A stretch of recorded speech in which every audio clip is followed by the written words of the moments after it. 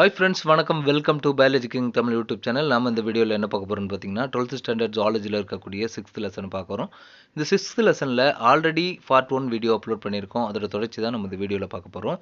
இந்த லெசனோட நேம் என்னன்னு பார்த்தீங்கன்னா பரிணாமம், அதாவது எவல்யூஷன். வாங்க நம்ம கொஷின்ஸ் பார்க்கலாம்.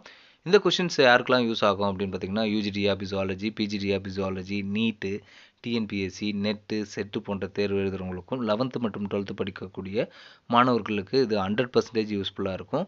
அது மட்டும் இல்லை, யூஜி பிஜி என்ட்ரன்ஸ் எக்ஸாம் எழுதுகிற ஸ்டூடெண்ட்ஸுக்கு இது ரொம்பவே யூஸ்ஃபுல்லாக இருக்கும். இதுக்கு முன்னாடி அப்லோட் பண்ண வீடியோஸை பார்த்துட்டு இந்த வீடியோஸ் பார்த்தீங்கன்னா உங்களுக்கு யூஸ்ஃபுல்லாக இருக்கும். ஏன்னு பார்த்தீங்கன்னா அதில் பேசிக் இருக்கும். அந்த பேசிக்கோடு நீங்கள் படிச்சிங்கன்னா உங்களுக்கு யூஸ்ஃபுல்லாக இருக்கும். கொஷின் பார்க்கலாம்.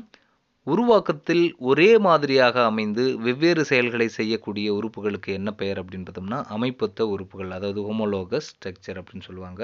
இதுக்கு எக்ஸாம்பிள் என்ன அப்படின்னு பார்த்தோம்னா மேற்கை எலும்பு, ஆரை எலும்பு, அல்னா, மணிக்கட்டு எலும்புகள், உள்ளங்கை எலும்புகள் மற்றும் கைவிரல் எலும்புகள். விரி பரிணாமத்திற்கு எடுத்துக்காட்டு என்ன, அதாவது டைவர்ஜென்ட் எவல்யூஷனுக்கு எடுத்துக்காட்டு என்ன அப்படின்னு பார்த்தோம்னா அமைப்பொத்த உறுப்புகள், அதாவது ஹோமோலோகஸ் ஸ்ட்ரக்சர். அமைப்பு அடிப்படையில் வேறுபட்டிருந்தாலும் ஒரே விதமான செயலை செய்யக்கூடிய உறுப்புகளுக்கு என்ன பெயர் அப்படின்னு பார்த்தோம்னா செயலொத்த உறுப்புகள், அதாவது அனலாகஸ் ஸ்ட்ரக்சர். இதுக்கு அமைப்பொத்த உறுப்புகளுக்கு எடுத்துக்காட்டு என்ன அப்படின்னு பார்த்தோம்னா பாலூட்டி மற்றும் ஆக்டோபஸ் ஆகியவற்றின் கண்கள் மற்றும் பென்குவின் மற்றும் டால்ஃபின்களில் காணப்படும் தசையாலான அகல துடுப்புகள் போன்றவை பார்த்தோம்னா இதுக்கு எடுத்துக்காட்டு. குவி பரிணாமத்திற்கு எடுத்துக்காட்டு என்ன, அதாவது கன்வர்ஜென்ட் எவல்யூஷனுக்கு எடுத்துக்காட்டு என்னன்னு பார்த்தோம்னா இந்த செயலொத்த உறுப்புகள் தான். மேலே சொன்னோம் பார்த்தீங்கன்னா எடுத்துக்காட்டுகள், அதெல்லாம் இதுக்கு சேரும். ஒரு சில உறுப்புகளால் உயிரினங்களுக்கு எந்த பயனும் இல்லை, மேலும் உயிரினங்களின் உயிர் வாழ்க்கைக்கும் அவை தேவையற்றவை. இதற்கு என்ன பெயர் அப்படின்னு பார்த்தோம்னா எச்ச உறுப்புகள், அதாவது வெஸ்டிஜியல் ஆர்கன்ஸ். இந்த உறுப்பால் மனிதருக்கு எந்த ஒரு யூஸ்ஃபுல்லாகவும் இல்லை, ஆனால் ஒரு ஆர்கனாக அது நம்ம உடம்புல இருக்குது. அது என்னன்னு பார்த்தீங்கன்னா அது எடுத்துக்காட்டு என்னன்னு பார்த்தீங்கன்னா இந்த குடல்வால், அப்பெண்டிக்ஸ் போன்றவை தான் எச்ச உறுப்புகள் அப்படின்னு சொல்லுவாங்க.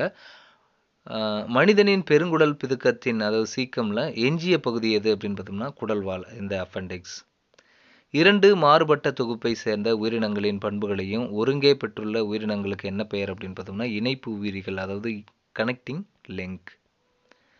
மனிதனின் வளர்க்கருவில் வால் இருப்பதற்கு என்ன பெயர் அப்படின்னு பார்த்தோம்னா முதுமரபு உறுப்பு மீட்சி, அதாவது ஏட்டாவிஸ்டிக் ஆர்கன்ஸ், அதாவது ஏட்டாவிசம் அப்படின்னு சொல்லுவாங்க.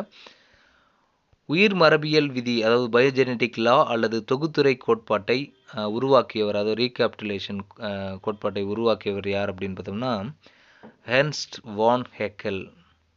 டிஎன்ஏ, ஆர்என்ஏ மற்றும் புரதங்களில் காலப்போக்கில் ஏற்படும் ஒரு சிறிய மாற்றத்துக்கு என்ன பெயர் அப்படின்னு பார்த்தோம்னா மூலக்கூறு கடிகாரம், அதாவது மாலிகுலர் கிளாக் என்று பெயர்.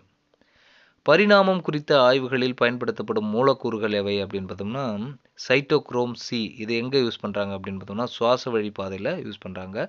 மற்றும் ரைபோசோம் ஆர்என்ஏ, இது எங்கே யூஸ் பண்ணுறாங்கன்னா புரத சேர்க்கைக்கு, அதாவது புரோட்டீன் சிந்தசிஸுக்கு யூஸ் பண்ணுறாங்க. முதலாக பரிணாம கோட்பாட்டினை தனது புகழ்வாய்ந்த விலங்கியல் தத்துவம் என்ற நூலில் குறிப்பிட்டவர் யார் அப்படின்னு பார்த்தோம்னா ஜோன் பாப்டிஸ்ட் டி லமார்க். லமார்க்கின் பெற்ற பண்புகள் கடத்தப்படுதல் கோட்பாட்டினை தவறு என்று நிரூபித்தவர் யார் அப்படின்னு பார்த்தோம்னா ஆகஸ்ட் வீஸ்மேன். லமார்க் கோட்பாட்டை ஆதரித்தவர்கள் யார்? கோப், ஆஸ்பர்ன், பக்கார்ட் மற்றும் ஸ்பென்சர். சார்லஸ் டார்வின் தனது பரிணாம கோட்பாட்டை எந்த நூலில் விளக்கியுள்ளார் அப்படின்னு பார்த்தோம்னா இயற்கை தேர்வு வழி சிற்றின தோற்றம், என்னன்னு பார்த்தோம்னா the origin of species by natural selection. Salmon மீன்கள் இனப்பெருக்க காலத்தில் எவ்வளவு முட்டைகளை இடுகின்றன அப்படின்னு பார்த்தோம்னா 28 மில்லியன் முட்டைகள். இதெல்லாம் சாதாரண கொஸ்டின் மாதிரி தான் இருக்கும். எக்ஸாமில் கேட்கும்போது நமக்கு கன்ஃபியூஸாக இருக்கும், அட்டன் பண்ண முடியாமல் போயிடும். அதனால் இந்த கொஷின்ஸ்லாம் நல்லா படித்து வச்சுக்கோங்க. மிக குறைவான இனப்பெருக்க திறன் உடைய யானை தனது வாழ்நாளில் எத்தனை குட்டிகளை ஈனும் அப்படின்னு பார்த்தோம்னா 6 குட்டிகள். ஒரு இனக்கூட்டத்தின் மரபணு நிகழ்வெண்களில், அதாவது ஃப்ரீக்குவென்சி ஆஃப் ஜீன்ஸில் ஏற்படும் மாறுபாடுகளை வலியுறுத்தும் கோட்பாடு எது அப்படின்னு பார்த்தோம்னா புதிய டார்வினியம், அதாவது நியோ டார்வினிசம். திடீர் மாற்ற கோட்பாட்டை, அதாவது மியூட்டேஷன் தேரியை முன்வைத்தவர் யார் அப்படின்னு பார்த்தோம்னா ஹிகோ டிவிரிஸ். ஹிகோ டி விரிஸ் எந்த தாவரத்தில் ஆய்வு மேற்கொண்டு அதில் திடீர் மாற்றம் காரணமாக ஏற்பட்ட மாறுபாடுகளை கண்டறிந்தார் அப்படின்னு பார்த்தோம்னா அந்தி மந்தாரை, அதாவது ஹீனோதீரா லமார்க்கியானா. புதிய சிற்றினம் உருவாக திடீர் மாற்றமே காரணம் என நம்பியவர் யார் அப்படின்னு பார்த்தோம்னா ஹிகோ டி விரிஸ். டார்வினின் தகவமைப்பு பரவல், அதாவது அடாப்டிவ் ரேடியேஷன் என்பதை விளக்கும் எடுத்துக்காட்டுகள் எவை அப்படின்னு பார்த்தோம்னா குருவிகள், அதாவது ஃபின்ச்சஸ் மற்றும் ஆஸ்திரேலியாவை சேர்ந்த பைபாலுட்டிகள், அதாவது மார்சுபியல்ஸ். அமைப்பு மற்றும் செயலில் ஒத்திருக்கும் ஒன்றுக்கும் மேற்பட்ட தகவமைப்பு பரவல், அதாவது அடாப்டிவ் ரேடியேஷன் தோன்றுவதற்கு காரணம் என்ன அப்படின்னு பார்த்தோம்னா குவி பரிணாமம், அதாவது கன்வர்ஜென்ட் எவல்யூஷன்.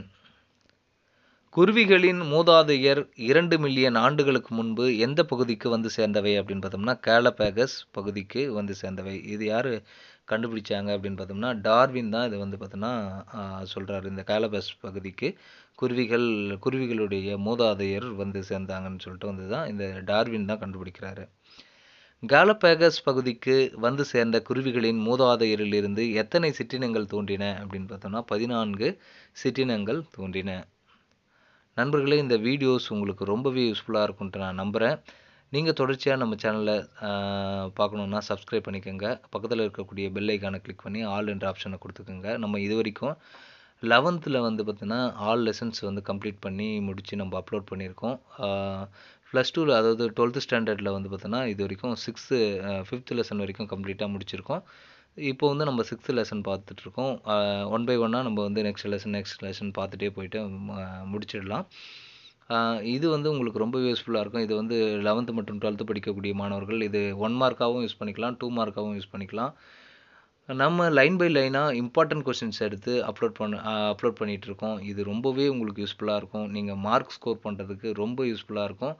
நீங்கள் இந்த வீடியோஸ் பிடிச்சிருந்தால் லைக் பண்ணுங்கள், ஷேர் பண்ணுங்கள், கமெண்ட் பண்ணுங்கள், மறக்காமல் சப்ஸ்கிரைப் பண்ணுங்கள். மீண்டும் அடுத்த வீடியோவில் சந்திக்கிறேன் நண்பர்களே. நன்றி, வணக்கம்.